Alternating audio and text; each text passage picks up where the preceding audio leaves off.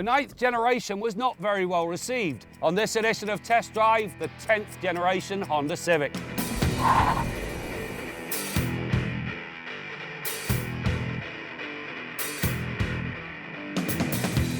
Honda is not the type of company to err, but in releasing the 2012 Civic, it sure did.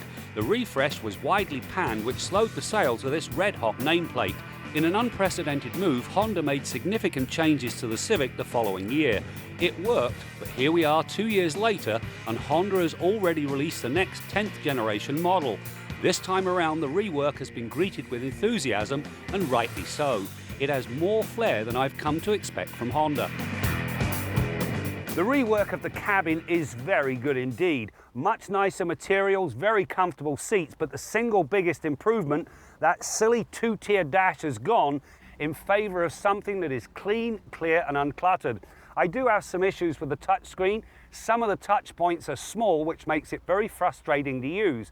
That's the downside. The upside, well, this thing will support both Apple CarPlay and Android Auto. Just remember, you're using your data.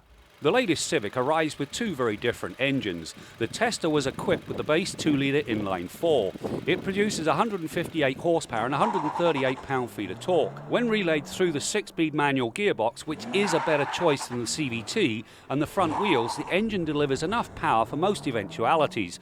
The reason is this engine loves to rev, which is just as well because the power lies fairly well up the rev range. I clocked the run to 100k in 9.1 seconds, and it turned the 80 to 120 passing move in 6.4 seconds. Now, if the 2-litre engine isn't quite enough for you, you should take the 1.5-litre turbo.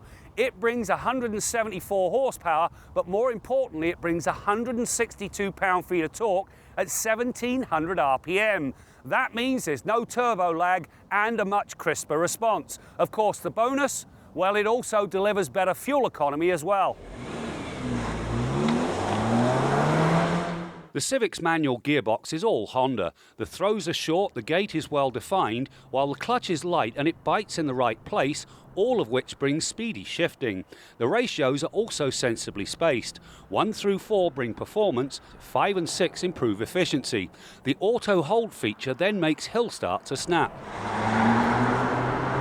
This latest Civic is wider and it gets a stretch in the wheelbase. Now those two things work wonders for elbow room and leg room, although in the coupe doesn't do much for headroom. The expanded dimensions also work very well when you get around to the trunk. You now get 343 litres and 60/40 split folding rear seats.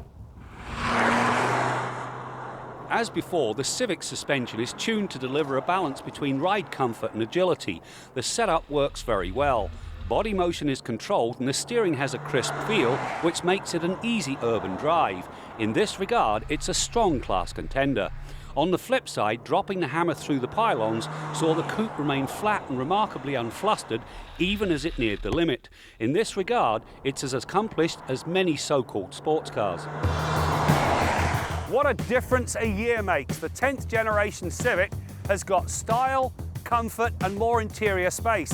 It also handles very nicely and it's got a great engine in the form of that 1.5-litre turbo. In the end, this thing is going to be a hot commodity.